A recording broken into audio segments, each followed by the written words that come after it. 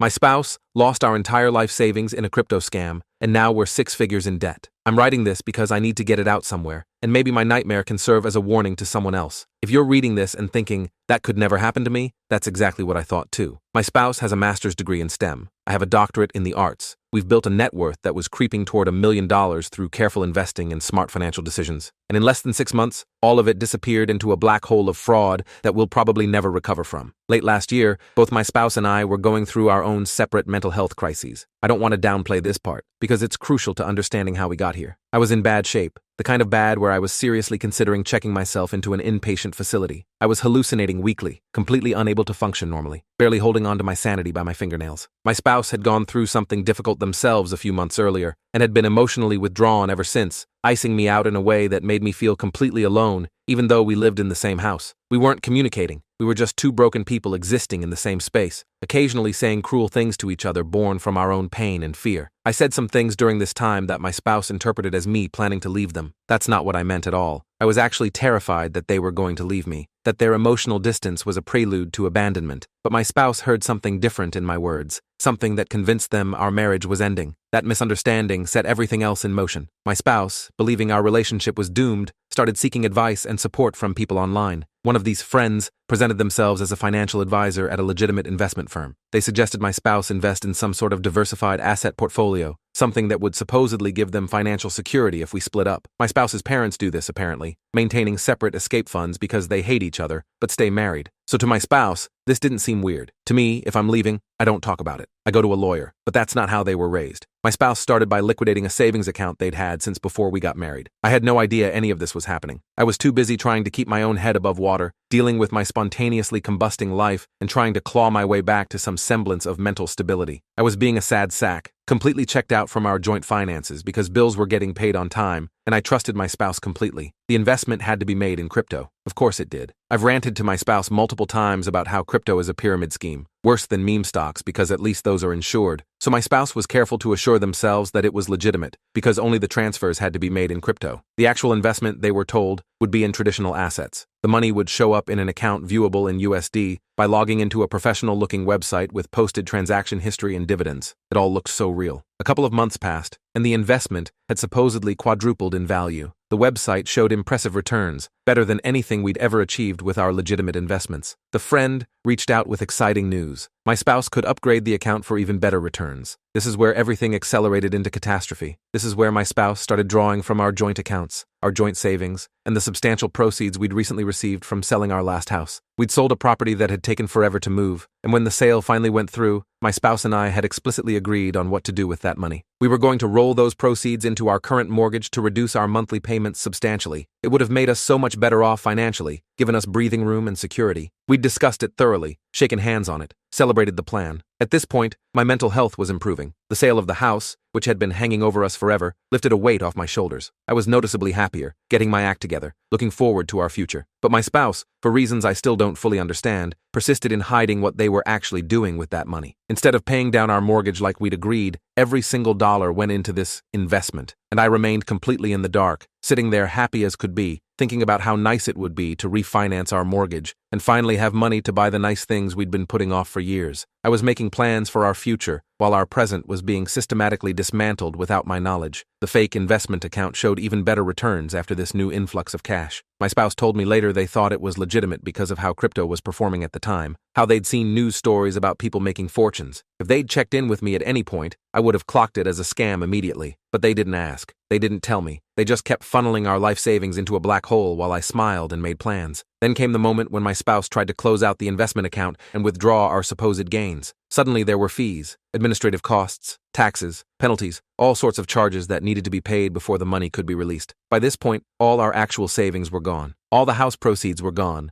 Our retirement accounts were gone. We had nothing liquid left. So my spouse did something I still can't fully comprehend. They went to their family and borrowed an amount of money equivalent to an entire master's degree worth of student loans. Let me be clear about this part, because it makes my blood boil even now. My in-laws loaned my spouse 6 figures without once thinking they should check with me to see if I knew about this or had given permission. They just handed over enough money to buy a house, to pay off massive debts, to change someone's entire life trajectory, and not one of them said, "Hey, does your spouse know about this? Have you discussed this together?" They're all on my shit list for being complete morons who enabled this disaster and then kept it secret from me. My spouse converted all that borrowed money to crypto and sent it away to pay the fees. When that wasn't enough, new fees appeared. More loans were made. It became a bottomless pit. Always one more payment away from releasing the funds, one more transfer away from making everything right. The scammers had my spouse's ID, our account numbers, every piece of information they needed to make this look legitimate. They created multiple fake banking websites with multi-factor authentication, account histories, professional interfaces. They moved the money around between these fake institutions, always with an excuse for why it wasn't available yet. After a couple months of delays and escalating fees, the family members who'd made these loans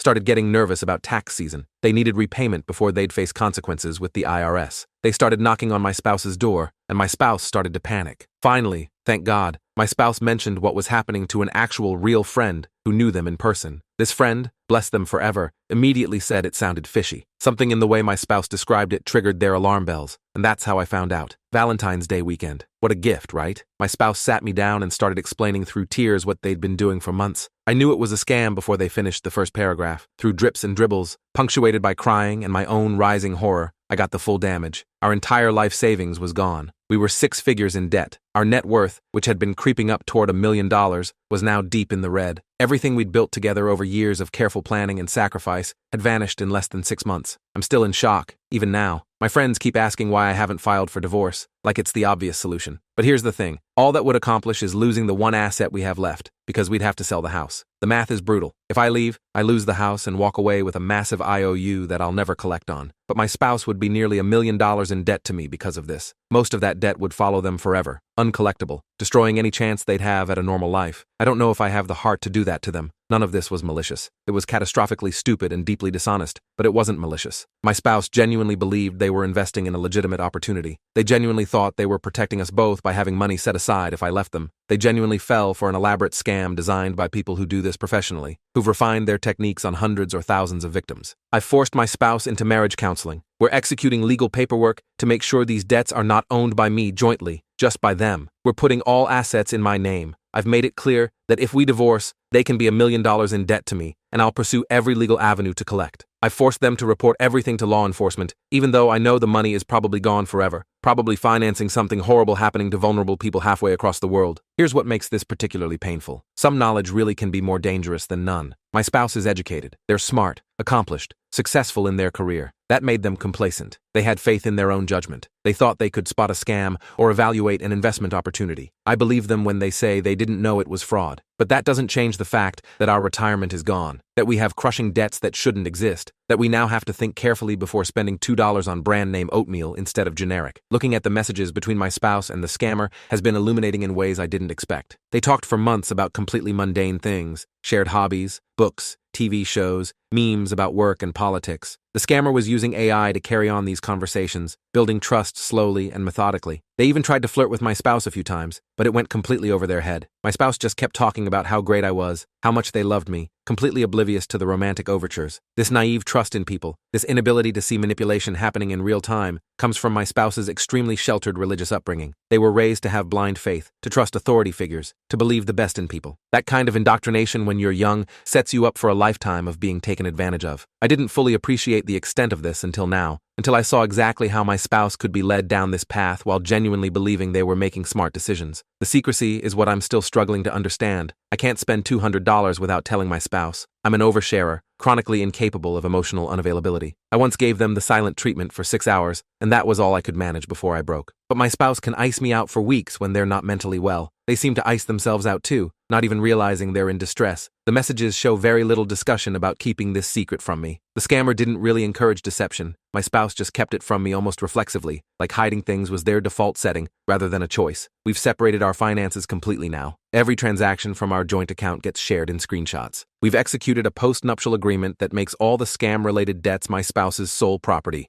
All the equity in our house is mine. The agreement is structured so that unless our house value exceeds $1 million, my spouse gets nothing if we divorce. I walk away clean. They owe me a fortune that I can collect by garnishing their wages indefinitely. The loans from my spouse's family remain our biggest point of contention. I refuse to pay them back, not 1 cent. They participated in this disaster without my knowledge or consent. They enabled the breach of trust that destroyed our financial security. That was my condition for staying in the marriage. I won't chain myself to an IOU with people who helped rob me blind. My spouse agreed, though I can tell they want to wear me down eventually. They're not going to succeed. I'm far more stubborn than they are. I've made my spouse come clean to everyone. All our close friends and family, including mine, know exactly what happened. Everyone knows they're in the financial doghouse. Everyone's been told to tattle to me about anything suspicious, with the explicit understanding that if there's another incident like this, I'm gone, and they can repay those loans by themselves. They can't, of course. They're only going to escape this if I stay and help dig us out. The overwhelming guilt my spouse carries is exhausting. The self-flagellation happens daily or weekly, and while I'm fine with them feeling bad, their doldrums punish me too. I can basically forget the scam happened until they throw themselves a pity party. We're working on it in therapy. Another couple in our circle went through something similar with concealed business debts and actually did break up, which spooked my spouse considerably. That fear is probably the only thing keeping them accountable right now. My own family has been incredible through this. My father especially has stepped up in ways I never expected. He's been calling my spouse regularly, building a father-child type relationship with them, reminding them they're still part of our family despite what they've done. This has been remarkably helpful because my spouse's parents are emotionally stunted and completely unable to provide that kind of support. The very traits that made my spouse vulnerable to this scam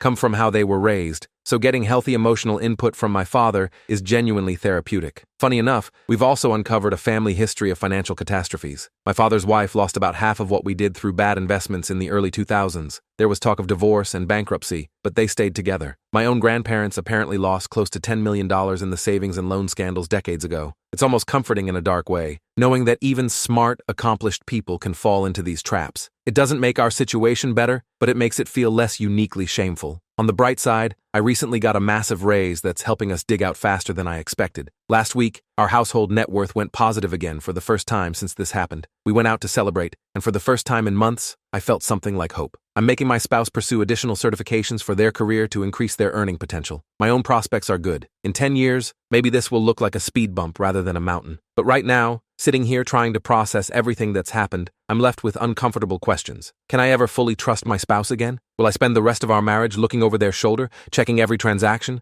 wondering what they're keeping from me? Is love enough to overcome this level of betrayal, even if it wasn't intentionally malicious? I don't have good answers yet. Some days I'm okay. Some days I'm genuinely uncharitable and angry. Those days come less frequently with time, but they still come. The scammers still message my spouse occasionally, looking for more money. We forward everything to law enforcement, though nothing has come of it. Local police traced the crypto wallets to an address in Africa, so we're basically out of luck. The money is gone, as I suspected from the start. I'm considering filing a federal judgment just to have a public record of what this person did to us, even though I know it's probably futile. For this amount of money, even a 0.01% chance of recovery is worth the filing fees. I'm sharing all of this because I don't want it to happen to anyone else. Please, please, please don't fall victim to scams like this. Don't keep major financial decisions secret from your partner. Always gut check investment opportunities with someone you know and trust in real life. The moment someone proposes any transaction in crypto, treat it as a massive red flag. Just because there's a website, receipts, account histories, and professional-looking paperwork doesn't mean any of it is real. My spouse is educated, accomplished, and smart. That didn't protect them. In fact, it made them more vulnerable because they trusted their own judgment. The scammers spent months building a relationship, establishing trust through conversations about books and TV shows and shared hobbies. By the time they suggested the investment, my spouse thought they were talking to a friend. That's how these scams work. They're not obvious. They're not stupid. They're sophisticated psychological operations designed to exploit normal human trust and hope. The shame of being scammed is crushing. For a while, I was genuinely afraid my spouse might harm themselves because of how upset they were with their own stupidity. That shame keeps people from reporting these crimes, from warning others, from seeking help. So I'm breaking that silence. Yes, we were victims. Yes, we made mistakes. Yes, we lost everything. But we're still here, still fighting, still trying to rebuild. And if sharing our story prevents even one person from falling into the same trap, then maybe some good can come from this nightmare after all.